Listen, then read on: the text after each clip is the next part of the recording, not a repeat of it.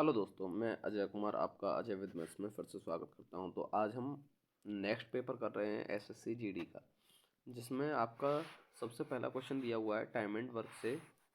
एक कार्य को पी और क्यू 8 दिनों में, क्यू और आर 12 दिनों में तथा आर और पी 15 दिनों में पूरा कर सकते हैं। आर अकेले कार्य को कितने दिनों में पूरा करेगा।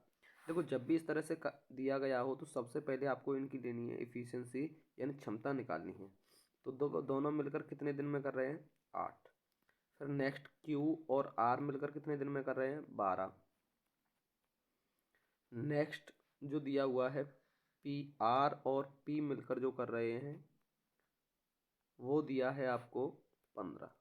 मुझे इनका चाहिए एलसीएम। तो एलसीएम मैं कितना ले सकता हूँ, तो देखो यहाँ 2 की पावर 3 सबसे ज़्यादा दिख रहा है मुझे, 8। यहाँ देखो एक 3 दिख रहा है और एक 5 दिख रहा है। इनका ही मल्टीपल जो है 120 इसका एलसीएम कहलाएगा। तो देखो, जब मैं 8 से 120 में भाग देता तो 15 बार जाता, 12 से 120 में भाग देता तो 10 बार जाता, और 15 का भाग देता तो ये 8 बार जाता। अब मुझे उसने पूछा है आर की इफिशियंसी, आर अकेला कितने दिन में करेगा।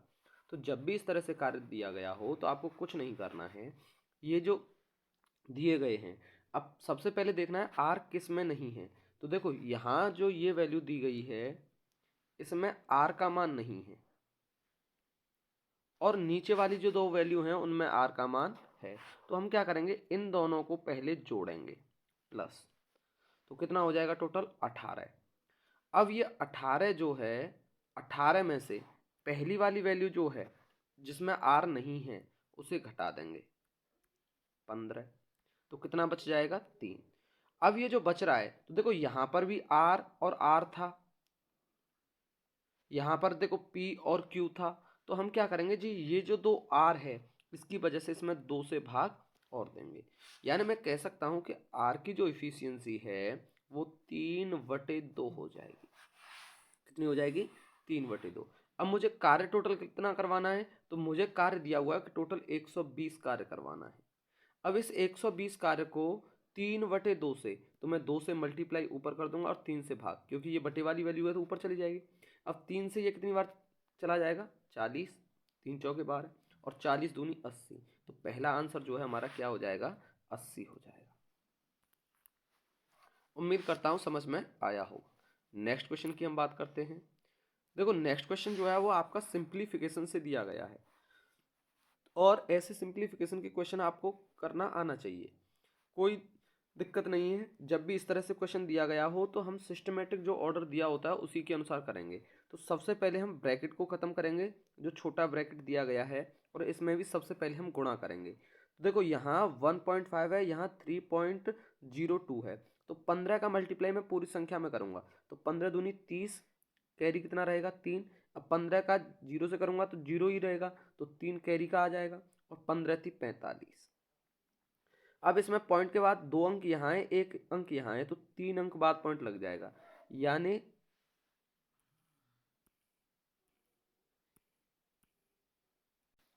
तो देखो 4.53, जीरो का कोई महत्व नहीं होता पॉइंट के बाद, तो जीरो को मैं हटा दूंगा।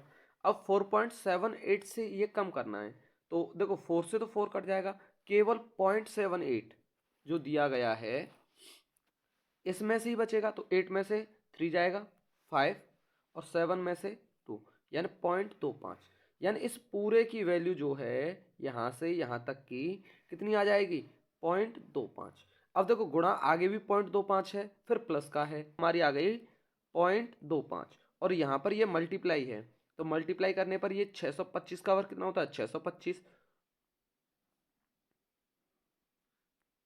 अब देखो, 0.2 अंक यहाँ है, 2 अंक यहाँ है, तो गुणा करने पर ये 0.4 अंक पर चला जाएगा, तो ये यहाँ आएगा।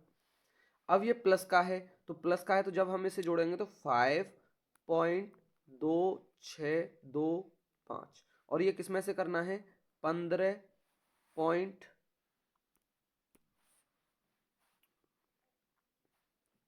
यहाँ देखो ये माइनस का है, ये प्लस का है, 15.2625। तो देखो पॉइंट के बाद तो ये तो सभी जीरो हो जाएगा, 15 में से 5 जाएगा, कितना रह जाएगा, 10, और यही हमारा आंसर है। नेक्स्ट क्वेश्चन की हम बात करते हैं। देखो, नेक्स्ट क्वेश्चन क्या दिया हुआ है, अंकित मूल्य पर 10% की छूट देने के बाद एक वॉशिंग मशीन का मूल्य इतने रुपए है। छूट देने के बाद ये है, यदि कोई छूट नहीं देता, अगर वो छूट नहीं देता तो दुकानदार को 25% लाभ होता। वॉशिंग मूल्य का जो क्रय मूल्य है, वो वॉशिंग मशीन का क्रय मूल्य पूछा हुआ है आपसे। तो देखना 10% के बाद, यानी 10% क्या होगा आपका, 10% की वैल्यू होती है 1/10। यानी अगर एमआरपी 10 रुपये है तो उसने 9 रुपये में बेचा है, और छूट के बाद जो बेचा है वो कितने रुपए का है, तो आपको 28,800 दिया हुआ है, यानी 9 की वैल्यू दी गई है। तो 9 से अगर मैं इसे भाग देता तो 9 × 27, 9 दूनी 18 और 2 जीरो रहता। अब लेकिन मुझे तो 10 की वैल्यू पता करनी है, एमआरपी कितना था, तो एमआरपी कितना हो जाएगा 10 से मल्टीप्लाई करने के बाद 32,000। अब उसने कहा है कि अगर वो छूट नहीं देता, पूरी वस्तु को इतने रुपए में ही बेच देता, तो उसे 25% का लाभ होता। 25% की वैल्यू होती है 1/4, यानी 4 का सामान 5 में बेचा है, लेकिन 5 की वैल्यू आपको कितनी दे रखी है कि वो अंकित मूल्य पर ही बेचता। तो इसका जब मैं भाग देता तो ये कितना हो जाता 6,400। किसकी वैल्यू पूछ रहा है वो, 4 की वैल्यू हमसे पूछ रहा है। तो 0 0 4 चौके 16, 4 छंगे 24 और 1 25, तो 25,600 सेकंड ऑप्शन हो जाएगा हमारा। ठीक है, नेक्स्ट क्वेश्चन की हम बात करते हैं। देखो नेक्स्ट क्वेश्चन क्या दिया है कि दो ट्रेन एक ही समय पर दो स्टेशनों से चलना प्रारंभ करती हैं और क्रमशः 40 किमी प्रति घंटा और 45 किमी प्रति घंटे की चाल से एक दूसरे की ओर बढ़ रही हैं। जब वे मिलती हैं तो पता चलता है कि एक ट्रेन दूसरी ट्रेन से 20 किमी अधिक दूरी तय कर चुकी है। तो दोनों स्टेशन, देखो मैंने ये बताया था जब टाइम जो है वो समान हो तो आपकी डिस्टेंस और स्पीड समानुपाती हो जाती है। ये बात मैं आपको बता चुका हूँ। तो बस डिस्टेंस दी है या स्पीड दी है, स्पीड दी है तो वो समानुपाती होगी। तो 40 और 45, तो देखो कितने से 5 से ये 8 बार, 5 से ये 9 बार, कितना अधिक चल चुकी है, एक की वैल्यू कितनी दे रखी है 20। तो कितनी टोटल कितनी हो रही है, 8 इसने चला है, 9 इसने चला है, 17। तो 17 × 20 कितना हो जाएगा, 17 दूनी 34, 340 आंसर हो गया। बहुत छोटे छोटे क्वेश्चन होते हैं अगर आपको एक बार सही से कंसेप्ट पढ़ रखे हैं तो। नेक्स्ट क्वेश्चन क्या दिया है, एक स्टोर 4 खरीदें 1 मुफ्त पाएं प्रमोशन स्कीम चला रहा है, शुद्ध छूट क्या होगी। तो देखना 4 के तो उसने पैसे दिए, 4 खरीदी और 1 उसने फ्री ली मुफ्त, लेकिन दुकानदार के पास से टोटल कितनी वस्तुएं गई 5, और इस 5 में से एक कैसी थी फ्री, इंटू 100। 5 से इसमें भाग देता तो कितनी बार जाएगा 20%, यही हमारा आंसर हो जाएगा 20%। सेकंड नेक्स्ट क्वेश्चन की हम बात करते हैं। देखो नेक्स्ट क्वेश्चन क्या दिया हुआ है, एक व्यापारी 85,000 रुपये के मूल्य पर अंकित, देखो 85,000 रुपये उसका अंकित मूल्य हो गया, एक पुरानी कार खरीदता है जिस पर उसने 20% और 10% का 2 क्रमिक बट्टा लिया। तो देखो बहुत सिंपल सी बात है कि मैं 2 क्रमिक बट्टे की बात कर रहा हूं, तो मैं इसका एकल बट्टा निकाल सकता हूं, और एकल बट्टा मैंने आपको निकालना बताया है x + y + k x/100, इससे आप निकाल सकते हैं। तो वही चीज हमें यहां पर यूज करनी है। तो देखना 85,000 रुपये है और इस पर 20% और 10% का बट्टा जो होगा वो टोटल कितना हो जाएगा 28% का बट्टा। तो 28% का बट्टा दूंगा तो 0 से 0 खत्म हो जाएगा। अब मल्टीप्लाई करना है 28 का 850 में, तो 0, 5 8 40 की 0 कैरी कितना रहेगा 4, 8 8 64, 64 और 10 74 और 4 78 की 8 कैरी कितना रहेगा 7। देखो 8 दूनी 16, 16 और 7 23, यानी इतने रुपए की उसकी छूट हो गई। क्या हो गई, छूट। तो उसने खरीदा कितने में होगा, तो 85,000 में से इसे मैं माइनस कर दूंगा, घटा दूंगा, तो कितना बच जाएगा? 2 जीरो। क्योंकि छूट के बाद ही तो बात की है, तो जीरो में से जीरो जाएगा तो जीरो बच जाएगा। अब यहाँ देखो 10, 10 में से 8 जाएगा, 2 बचेगा, 4 में से 1 और 6, 61,200। लेकिन उसने कहा है कि 3,800 रुपये उसने मरम्मत पर कर दिए, तो इतने की तो उसे पड़ी वो, और इतना उसने मरम्मत पर लगा दिए, तो उसे कितने रुपए की पड़ जाएगी वो? 3,800 हम इसमें जोड़ देंगे। तो जोड़ने के बाद ये 2 जीरो, 8 और 2 10, 3 और 1 4 और 1 5 हो जाएगा, 10 की जीरो। देखो 3 और 1 4 और 1 कैरी था 5 और ये 6, और इस पर उसने प्रॉफिट लिया है 6/5। 5 से ये कितना, क्योंकि 20% प्रॉफिट कहा है उसने, तो 5 से ये 13 बार, 13 छक्के 78,000। यही हमारा आंसर हो जाएगा, ऑप्शन नंबर 4। नेक्स्ट क्वेश्चन की हम बात करते हैं। नेक्स्ट क्वेश्चन क्या दिया हुआ है? एक शहर में 12,000 मतदाता हैं, उसमें से 30% ए को, 25% बी को और 40% ने सी को मत दिया। उन मतदाताओं की संख्या निर्धारित कीजिए जिन्होंने इन तीनों उम्मीदवारों में से किसी को भी मत नहीं दिया। तो देखो टोटल कितने हैं? 12,000। अब 12,000 में से 30%, तो 12,000 का 30%, 10% कितना हो जाएगा? 1200। 1200 का 30% निकालना है हमें पहले, तो कितना हो जाएगा? 3600। यानी ये 3600 उम्मीदवार ऐसे हैं जिन्होंने किसी को भी मत, मतलब ए को मत दिया। फिर नेक्स्ट 25%, 25% कितना होता है इसका? 1/4 यानी 3,000 वोट किसे दे दिए? बी को। फिर कहा है 40%, 40% का कितना हो जाएगा? 12 चौके 48, 4,800। इतने मत किसने को दिए? सी को दिए। तो अब इन सभी के मतों की संख्या कितनी हो जाएगी? तो 4 और 3 7 और 3 10, 10 और देखो 8 और 6 14, तो 10 और 1 11, 400। टोटल थे कितने? 12,000। 11,400 आपके पास आ गए, तो कितने रह गए? 600। यही आपका आंसर हो जाएगा। 12,000 में से इसे कम कर देंगे।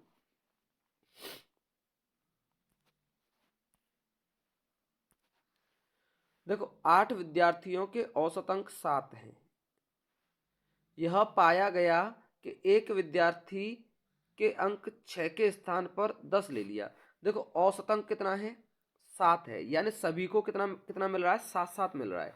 लेकिन एक विद्यार्थी को मिलना चाहिए था 6, लेकिन मिला कितना? 10। तो देखना यहाँ पर अंक कितने ज्यादा मिल गए उसे? 4 ज्यादा मिल गए। कितने ज्यादा मिल गए?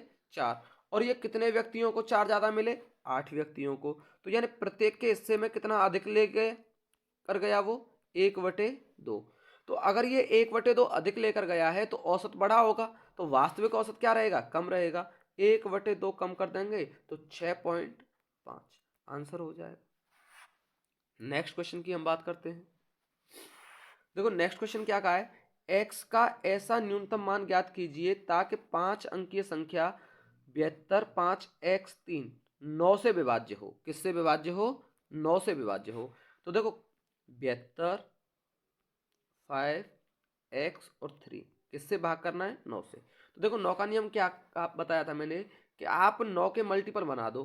तो देखो 7 और 2 9, 7 और 2 9, ये कैंसिल हो जाएगा। 5 और 3 जोड़ने पर कितना हो जाएगा? 8 प्लस x बटे 9। अब 8 के साथ ऐसा क्या मान रखूं x का छोटे से छोटा जो कट जाए, तो 9 बन जाएगा 1 रखने पर, और यही हमारा आंसर हो जाएगा फर्स्ट। नेक्स्ट क्वेश्चन की हम बात करते हैं। तो नेक्स्ट क्वेश्चन में क्या कहा है? किसी वस्तु के 5% और 10% के लाभ पर विक्रय मूल्य के बीच का नगद अंतर जो है वो कितना है? 5 रुपए। तो दोनों विक्रय मूल्यों का अनुपात ज्ञात कीजिए। अब देखना किसका पूछ रहा है वो? विक्रय मूल्य का।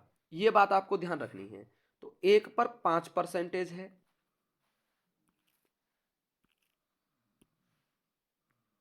5%, और एक पर कितना है 10%। डिफरेंस कितना है 5% का, जिसकी वैल्यू कितनी है 5, तो एक की वैल्यू कितनी हो जाएगी 1। अब उसने हमें सीपी का नहीं पूछा है, किसका पूछा है एसपी का। तो एसपी को वो पहले कितने रुपए में बेचेगा 5% के प्रॉफिट से 105, और दूसरे को कितने में बेचेगा 110, यही तो बेचेगा। एक की वैल्यू कितनी दे रखी है हमें 1, तो 105 की वैल्यू 105 ही रहेगी, 110 की वैल्यू 110 ही रहेगी। तो आप इसे 5 से भाग देते तो 5 दूनी 10, 5 एकम 5, और 5 से इसे भाग देते तो 22। अब ये किसी से विभाजित नहीं होगा, तो अनुपात क्या आ जाएगा 21:22, 21:22। नेक्स्ट क्वेश्चन की हम बात करते हैं। देखो यदि एक गोले का व्यास, देखो एक गोला दिया गया है और इस गोले का क्या दिया गया है व्यास,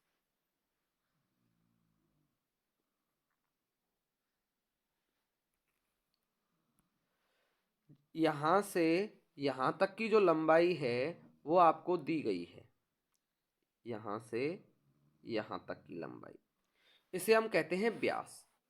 और ये व्यास जो है वो 14 सेंटीमीटर आपसे कहा गया है। कितना कहा गया है 14 सेंटीमीटर, 14 सेंटीमीटर। तो अगर मैं इसकी त्रिज्या की बात करूं तो त्रिज्या कितनी होगी, तो त्रिज्या होती है आधी, ये वाली, और इस त्रिज्या की लंबाई कितनी हो जाएगी फिर 7, और 7 ये रह जाएगी, यानी त्रिज्या का मान जो होगा वो कितना होगा 7। अब उसने पूछा क्या है आपसे, तो उसका आयतन ज्ञात कीजिए, और गोले का जो आयतन होता है वो होता है 4/3 पाई आर क्यू, और पाई का मान 22/7 दिया है, तो बस कैलकुलेशन करनी है 4/3, पाई का मान 22/7, आर क्यू का मान 7 का क्यू। तो देखो 7 से यहां कट जाएगा तो ये 49 इंटू 22 चौके कितना हो जाएगा 88/3। अब यहां पर आपको कैलकुलेशन करनी है, तो कैलकुलेशन देखो बटे में कितना है 3, तो या तो आप ऑप्शन से लगा लो, क्योंकि बटे में 3 है तो जो भी मल्टीपल होगा या तो वो 3 होगा, या वो 6 होगा, या वो 9 होगा, 3 का मल्टीपल ही बचेगा, कभी भी 3 से ज्यादा नहीं। और अधिकतर 9 तो हो ही नहीं सकता, क्यों, क्योंकि या तो बटे में 1/3 शेष रहेगा या 2/3 शेष रहेगा, कभी भी 3/3 हो नहीं सकता, कभी भी 4/3 हो, क्योंकि ये तो कटकर परफेक्ट डिविजिबल हो जाएगा। 4/3 होता तो फिर वही 1/3 हो जाता। तो प्रत्येक कंडीशन में या तो 1/3 होगा या 2/3, और 1/3 है तो 0.33 आएगा, और 2/3 है तो 0.66 आएगा, और ऐसा ऑप्शन एक ही है। तो हमें कैलकुलेशन पूरा करने की जरूरत नहीं पड़ती। अगर फिर भी आप कैलकुलेशन करना चाहते हो तो सबसे पहले इसका मल्टीप्लाई कर लो।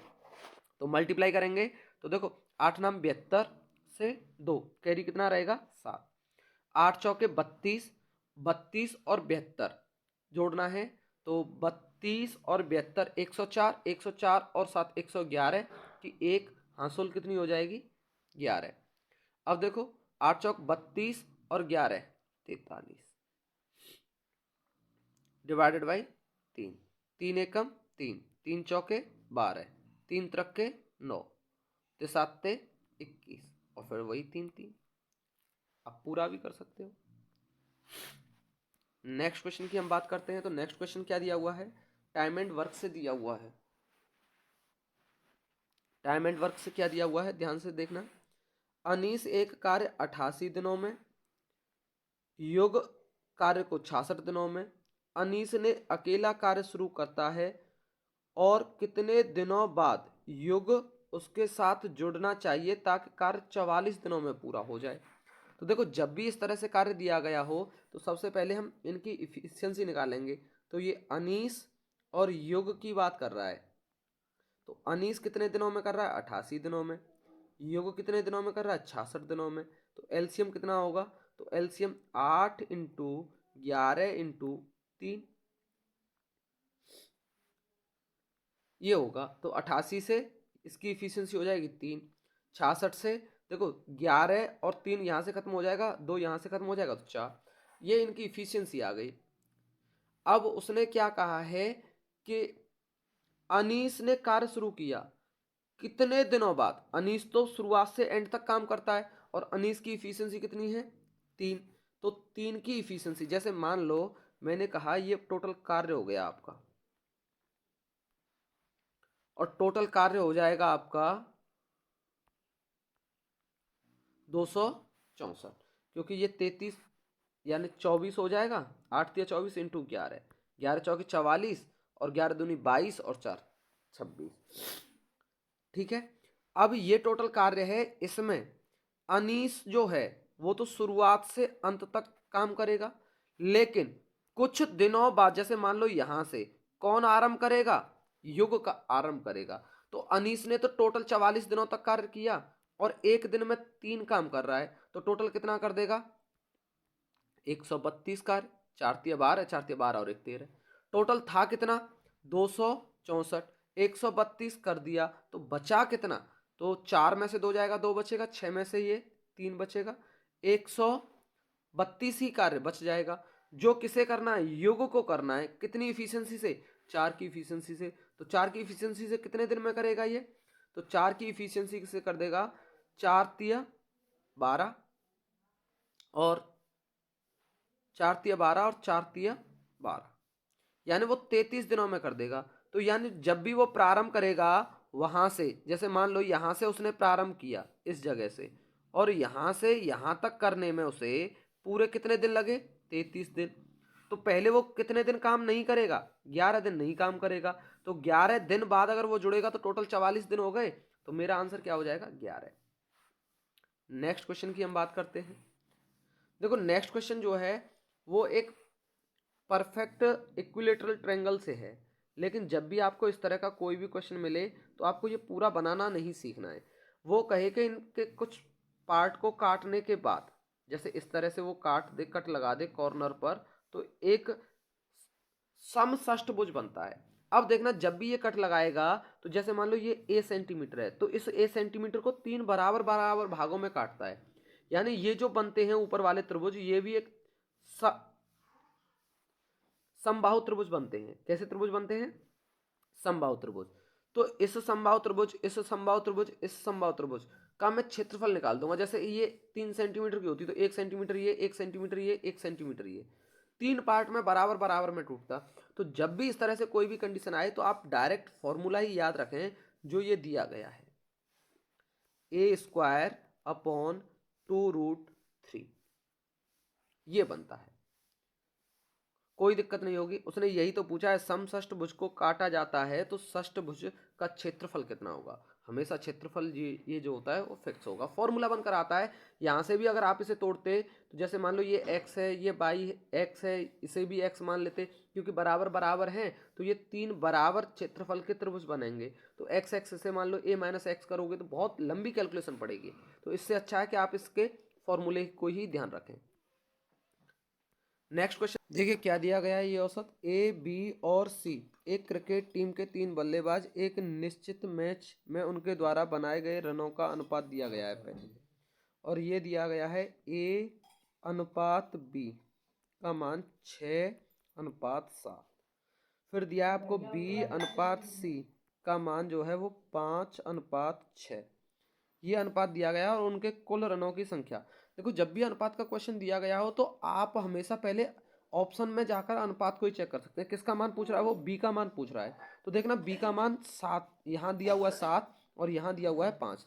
तो एक ऐसी संख्या होनी चाहिए जो 7 से भी कटनी चाहिए और 5 से भी कटनी चाहिए। तो देखो ये संख्या 5 से नहीं कटती, ये भी संख्या 5 से नहीं कटती। अब बची ये 2 संख्या, ये दोनों 5 से कटती हैं। तो मेरे पास दूसरा ऑप्शन बचता है 7। तो मैं 7 से मल्टीपल करके देखूंगा तो 7 तिया 21, बचेगा 5। 55 क्या 7 से कटता है, नहीं कटता। तो ये ऑप्शन नहीं होगा। लास्ट वाला ऑप्शन लगाकर मैं आगे बढ़ जाता क्वेश्चन को। कभी भी मैं पूरा सॉल्व नहीं करता। अगर मुझे ये पूरा सॉल्व करना है तो मैं ए अनुपात बी अनुपात सी का मान निकालूंगा, और जो मैं आपको एक कई बार अनुपात निकालना सिखा चुका हूं। तो इन दोनों का मल्टीप्लाई करो, कितना हो जाएगा 30। 6 का इसमें भाग दो, 5 बार चला जाएगा, या फिर इन दोनों का फिर मल्टीप्लाई करो 35 और फिर इन दोनों का 42। अब देखो इसकी टोटल संख्या आपको दी गई है, तो 5 और 2 7, 3 और 3 6 और 4 10, 107 की वैल्यू जो है वो आपको दी गई है 856। तो एक की वैल्यू कितनी हो जाएगी 8, क्योंकि 8 7 56 और 800 100 से मल्टीप्लाई करूंगा तो 800 इससे आएगा। एक की वैल्यू हो जाएगी 8, किसकी वैल्यू पूछ रहा है वो बी की वैल्यू पूछ रहा है। तो देखो बी का जब मैं मल्टीप्लाई 5 से करूंगा तो अंतिम अंक 0 आना चाहिए, और वो सिर्फ एक ही ऑप्शन में है। मल्टीप्लाई भी आप कर सकते देख सकते हो। नेक्स्ट क्वेश्चन नंबर देखो क्या दिया गया है। एक निश्चित राशि पर 2 वर्ष के लिए 10% वार्षिक प्रतिवर्ष की दर से वार्षिक संयोजन पर चक्रवृद्धि ब्याज लिया जाता है, और इसका मिश्र धन जो है वो 605। देखो बहुत सिंपल क्वेश्चन है। जब 2 वर्ष की बात कर रहा है तो 2 वर्ष के लिए हम इसमें भी x प्लस बाई प्लस के एक्स बाई अपॉन 100 का प्रयोग कर सकते हैं। तो यहाँ से ये कितना हो जाएगा 21% ब्याज हो जाएगा। लेकिन उसने तो हमें मिश्र धन दिया है, तो मिश्र धन कितना हो जाएगा 121%, जिसकी वैल्यू कितनी है 605। तो एक की वैल्यू कितनी हो जाएगी, तो देखो 5 से 5 एकम 5, 5 दूनी 10, 5 और एकम 5 और 1 6, यानी एक की वैल्यू जो है वो 5 हो जाएगी। तो हमें अमाउंट कितना उधार दिया गया होगा 100%, तो 100 इंटू 5 कितना हो जाएगा 5। ऑप्शन नंबर तीसरा। बहुत छोटे छोटे क्वेश्चन है, अगर आपने सही से पढ़ रखा है तो आप आराम से कर सकते हो। देखो नेक्स्ट क्वेश्चन क्या दिया है। ए बी सी 3 व्यक्ति हैं और ये एक व्यवसाय शुरू कर रहे हैं। एक व्यवसाय शुरू करते हैं जिसमें पहला व्यक्ति 10,000 रुपये निवेश करता है, दूसरा व्यक्ति 15,000 रुपये निवेश करता है, तीसरा व्यक्ति 20,000 निवेश करता है। अब उसने क्या कहा है, 1 वर्ष बाद ए ने, देखो ये टोटल 3 वर्ष की बात कर रहा है। उसने कहा है शुरू होने के 3 वर्ष बाद ए बी और सी का लाभ बताइए, लेकिन 1 वर्ष बाद उन्होंने कुछ परिवर्तन कर दिया है। ठीक है, तो हमें क्या ध्यान रखना है, जो परिवर्तन कर रहा है उस चीज को देखना है हमें। तो पहले तो मैं इन सभी का अनुपात भी ले सकता हूं। तो उसने क्या कहा है, ए और बी प्रत्येक ने 5-5 हजार रुपए और निवेश कर दिए। 5,000 इसने निवेश कर दिए, 5,000 इसने निवेश कर दिए, और सी ने 10,000 रुपये निकाल दिए। सी ने 10,000 रुपये वापस ले लिए। तो मैं सभी से अनुपात ले लूंगा, तो 3 जीरो यहाँ से खत्म हो जाएंगी, 3 जीरो यहाँ से खत्म हो जाएंगी, 3 जीरो यहाँ से, इसी प्रकार से 3 जीरो इसमें से, 3 जीरो इसमें से, और 3 जीरो इसमें से। अब मुझे सभी में 5 का मल्टीपल दिख रहा है, तो यहाँ देखो कितना बचा हुआ है। देखो ये 3 जीरो खत्म हो चुकी है, ये खत्म हो चुका है, ये भी, यहाँ से भी और यहाँ से भी। अब नेक्स्ट जो दिया हुआ है वो 5 के मल्टीपल से, देखो 5 दूनी 10, यहाँ देखो 5 दिया 15, और यहाँ पर देखो 5 चौके 20, यहाँ से 5 से एक बार, यहाँ से 5 से एक बार, और यहाँ 5 से 2 बार। अब उसने क्या किया है, निवेश किया है। तो देखो 2 रुपए तो उसने 1 वर्ष के लिए लगाए, प्लस फिर 2 रुपए में उसने 1 रुपया और बढ़ा दिया शेष 2 वर्षों के लिए। इतना ए ने निवेश कर दिया। बी ने कितना निवेश किया कि 3 रुपए तो उसने 1 वर्ष के लिए लगाए, फिर उसने 1 रुपया बढ़ा दिया, 3 और 1 कितना हो गया 4, और ये कितने वर्ष के लिए, टोटल 2 वर्ष के लिए बच गए, क्योंकि कुल वर्ष तो 3 वर्ष दिया हुआ है उसने, तो 1 वर्ष यहाँ 2 वर्ष यहाँ।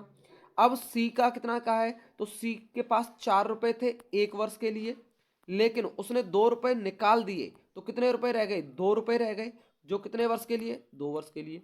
बस यही अनुपात लेना था।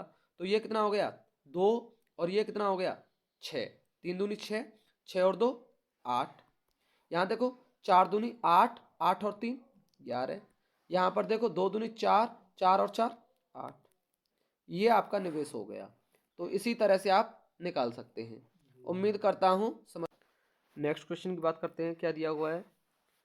देखो यहाँ कहा है एक ट्रेन विपरीत दिशा में समान चाल से चल रही है, यानी दोनों ट्रेनों की चाल कैसी है समान, और एक दूसरे को 5 सेकंड में पार कर जाती हैं। तो मुझे डिस्टेंस पता चल जाएगा यहाँ से कि डिस्टेंस कितना होगा।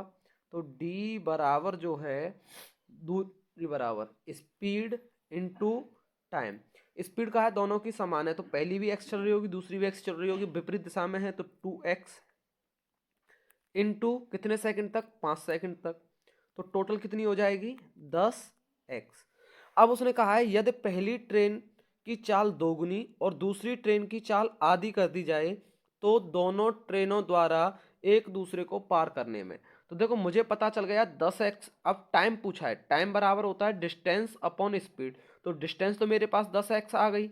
अब स्पीड में क्या कहा है कि पहली ट्रेन की चाल तो दोगुनी कर दी जाए और दूसरी ट्रेन की चाल आधी कर दी जाए, तब समय क्या होगा, तो देखो ये कितना हो जाएगा t बराबर 10x बटे, देखो 2 दूनी 4 और 1 5x बटे 2 जो है वो ऊपर जाएगा तो गुणा हो जाएगा, तो 10x से ये 2 बार कट जाएगा, 2 इंटू 2 कितना हो जाएगा 4, यही आंसर हो जाएगा।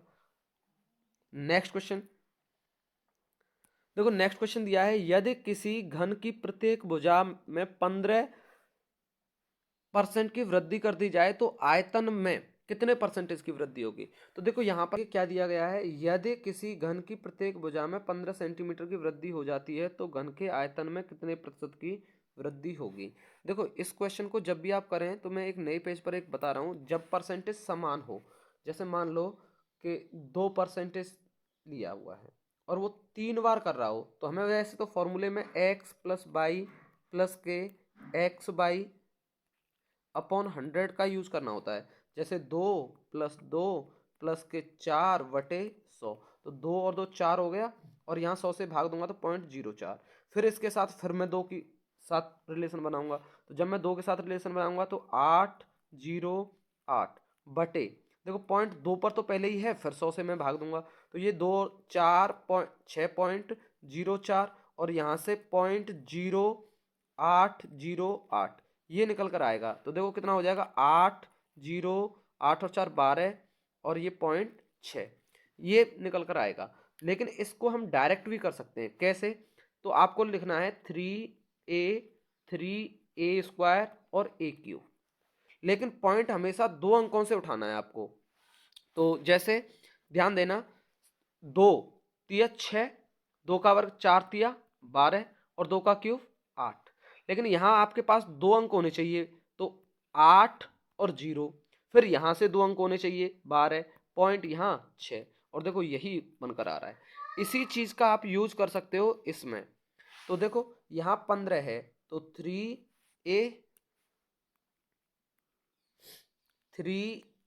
स्क्वायर और a क्यूब, तो देखो 3a 15 3 45, तो ये हो गया, फिर इसके बाद 225 15 का वर्ग इंटू 3, तो 3 पंजे 15, 3 दूनी 6 और 1 7, 3 दूनी 6, फिर a क्यूब, तो 15 का वर्ग होता है 225 इंटू 15, तो जब मैं मल्टीप्लाई करूंगा तो 15 75 से 5 कैरी कितना रहेगा 7, 15 दूनी 30 और 7 37, कैरी कितना रहेगा 3, 15 दूनी 30 और 3 33, यानी 3375। अब देखो मुझे 2 अंक उठाने हैं, यहाँ से ये 2 अंक 75 33 इसमें ऐड हो जाएगा, तो देखो 8 7 और 3 10 से 0 6 और 1 7, तो यहाँ से 8 और 7 उठाना है, तो ये 75 तो पहले से आ गया है, 08 यहाँ से आ जाएगा तो 4 अंक पर यहाँ पॉइंट लग जाएगा, 7 इसमें जुड़ जाएगा, तो 45 और 7 कितना हो जाएगा 52।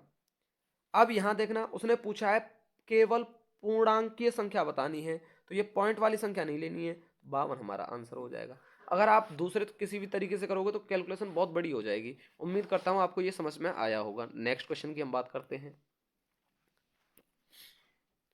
देखो नेक्स्ट क्वेश्चन दिया हुआ है, एक ट्रेन स्टेशन P से चलना प्रारंभ होती है, स्टेशन QRST से होते हुए और स्टेशन U तक पहुंचती है। यह स्टेशन PRS और T पर क्रमशः 2 मिनट 4 मिनट 6 मिनट और 8 मिनट के लिए रुकती है। तो P और U के बीच की दूरी 50 किलोमीटर है। स्टेशन P और U के बीच स्टेशन की औसत चाल बतानी है। यदि स्टेशनों के बीच 70 मिनट के लिए एक समान चाल से चलती है। तो देखो 50 मीटर की डिस्टेंस हो गई, कुल दूरी अब कुल समय चाहिए तो 70 मिनट तो उसे चलने में लगेंगे, यहाँ 20 मिनट उसे किस में लग रहे हैं, रुकने में। तो टोटल कितने मिनट हो गए, 90 मिनट। 90 मिनट की वैल्यू कितनी हो जाएगी, 90 मिनट की वैल्यू हो जाएगी आपकी 3/2 घंटे। 90 मिनट को मैंने घंटे में चेंज कर लिया। अब ये 2 ऊपर चला जाएगा तो 100/3, यही आपकी स्पीड हो जाएगी, क्योंकि एवरेज स्पीड जो है वो होती है total distance upon total time. पहला ही आपका आंसर हो जाएगा। नेक्स्ट क्वेश्चन की हम बात करते हैं। नेक्स्ट क्वेश्चन क्या दिया हुआ है कि 10 लाख रुपए की राशि 3% वार्षिक ब्याज की दर से, चक्रवर्ती ब्याज की दर से गणना करनी है। चक्रवर्ती ब्याज जो है वो 92,727 रुपये हो रही है। तो अपेक्षित वर्षों की संख्या पूछ रहा है। तो देखो 10 लाख दिया हुआ है, अब इस पर हमें नहीं पता कितने वर्ष हैं, तो मैंने 3 वर्ष 4 वर्ष इस तरह से काउंट कर लिए। लेकिन जब मैं सबसे पहले 3% लेता तो 30,000 मिलता यहाँ, फिर 3% लेता तो यहाँ पर भी 30,000 मिलता, फिर 30% लेता तो यहाँ पर भी 30,000 मिलता, फिर 3% लेता तो यहाँ पर भी 30,000 मिलता। तो देखना 3 3 6 और 3 9 और 3 12, यानी यहाँ पर तो 30,000 से 1,20,000 हो गया। लेकिन हमें तो इतनी दूर तक नहीं जाना, यानी चौथे वर्ष के लिए उसने ब्याज नहीं लिया है। केवल कितने वर्ष में हो रहा है, यहाँ पर देखो 90,003, और ये 90,000 से ही तो ज़्यादा है। देखो काउंट करने के लिए अब हम आगे काउंट कर सकते हैं, लेकिन हमें ज़रूरत नहीं, क्योंकि ऑप्शन हमारे पास ऐसे ही है।